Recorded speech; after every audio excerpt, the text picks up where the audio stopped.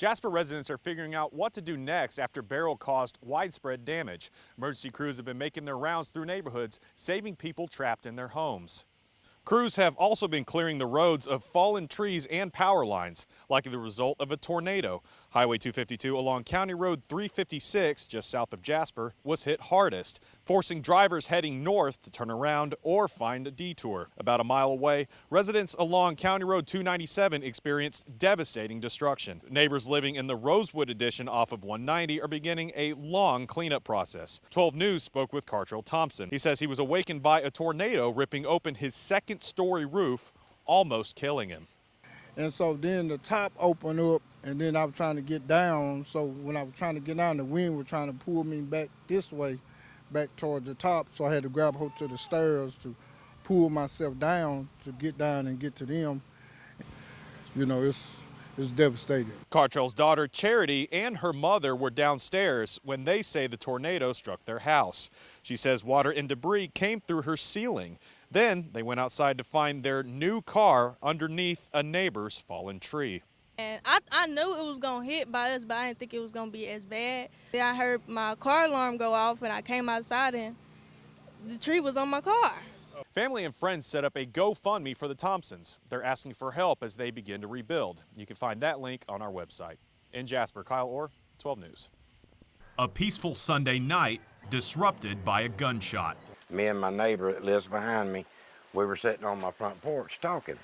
And we go in the house, about 10 minutes, 15 minutes later, we hear a gunshot. After Robert Kreitz called out for his 3 dogs, he knew something was wrong when one never made it home. My little dog, Paco, never came back. The next morning, Kreitz discovered that Paco had been shot, killed, then dumped next to his neighbor's fence. He shot my dog on purpose.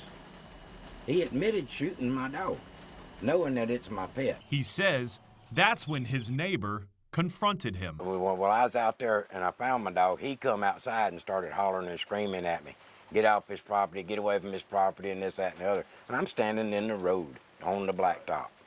I never touched the grass on the other side of the road. Tyler County Sheriff's deputies responded to the incident and even spoke to the neighbor, who Kreitz says shot Paco with a shotgun. So I hear back from the deputies, and he tells me they're not going to do nothing about it because there ain't no leash law up here or nothing like that. He has every right to shoot varmints that come on his property.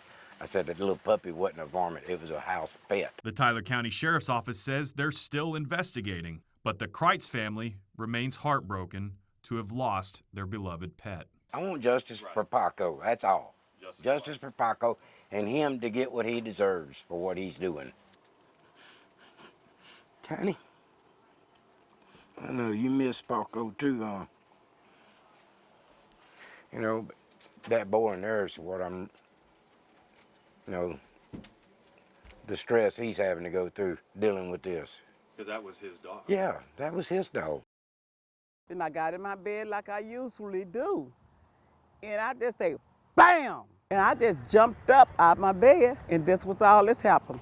Orange homeowner Major Worthy is still shaken after a teen crashed a stolen car into her garage Tuesday night. My central air and all that, the ceiling, everything was messed up. Everything in that garage destroyed, except for my washer and dryer. While Worthy is insured, she says the damage to her home and her belongings is painful to take in. We got to take it one step at a time. According to witnesses, the thief stole the car from this residence on Westway Street. The teen suspect quickly made a turn and sped down Butler Drive, hitting this street sign while making the sharp turn down Ruby Lane. Neighbors say the teen sped down the road and failed to make the turn before crashing into Worthy's residence on Bolton Road, all while being pursued by another vehicle. And I ran outside, and I chased a dude going around this corner right here. Jermaine Lartigue and his girlfriend were inside when they heard the loud shut of her car door. They both quickly jumped into Lartigue's vehicle to pursue the thief. And when he went around the corner, I kind of crossed him off a little bit, and I was right there behind him. Then before I knew it, he ran into this woman's house. Bam! Lartigue says he saw the suspect take off running towards Claremont Drive, then disappear into the darkness. The lady lost her car. Nah, look what she got to go through. It's not right. While Worthy wants justice, she's also thankful she nor anyone else was hurt. God is good. God is good. It's a blessing behind all this. closure, I guess. I was holding on to hope, but now we know. We have walked these streets.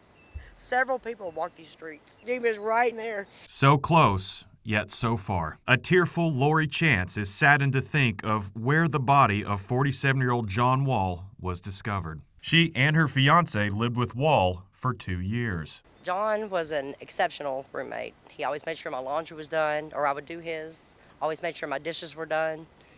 Kitchen was clean. I couldn't ask for a better roommate. His roommates say Wall was a diabetic and insulin dependent. They knew something was terribly wrong after Wall left home on the evening of February 24th and never returned.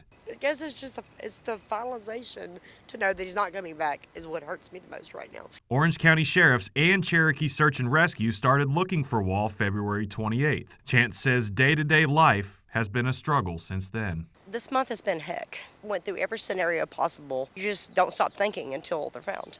Orange County deputies say a potential buyer interested in the property stumbled upon Wall's body Monday morning. It was concealed by thick foliage under a dark carport. 12 News also spoke with Leanna Albert, who lives across the street from the abandoned home where Wall was found. We knew something was off because the crows have been really going nuts for the last 3 days. While Chance and her fiance finally have closure, they are forced to move on with a gap in their hearts. God love you, brother. God love you.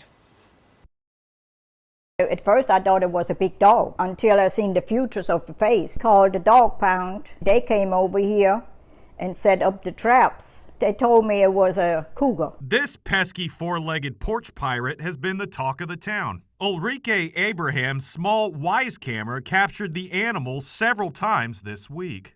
The other cats that come out here, I got on camera, they don't look like that cat. Abraham's apartment complex issued this notice to residents, telling them to be cautious of a possible cougar, mountain lion, or bobcat on the prowl.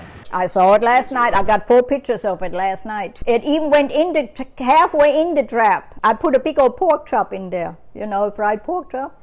Wow. He ate the pork chop. Abraham is referring to the larger of these 2 pressure-sensitive traps set up by Port Arthur Animal Control. Supervisor Anthony Mitchell says the animal didn't weigh enough to set off the larger trap, even with a full stomach. Last night, something ate the food and didn't set off the trap, so we're thinking it's something too light to be a mountain lion. Though given his suspicions, Mitchell says it's always better to be safe than sorry. Let us work on catching this thing, and then we'll go from there. Mitchell hopes the animal is swiftly captured so Abraham, her small pets, and the rest of Port Arthur can sleep in peace. I just need whatever that is gone so I can get some sleep because I haven't been getting any sleep. My camera keeps going off.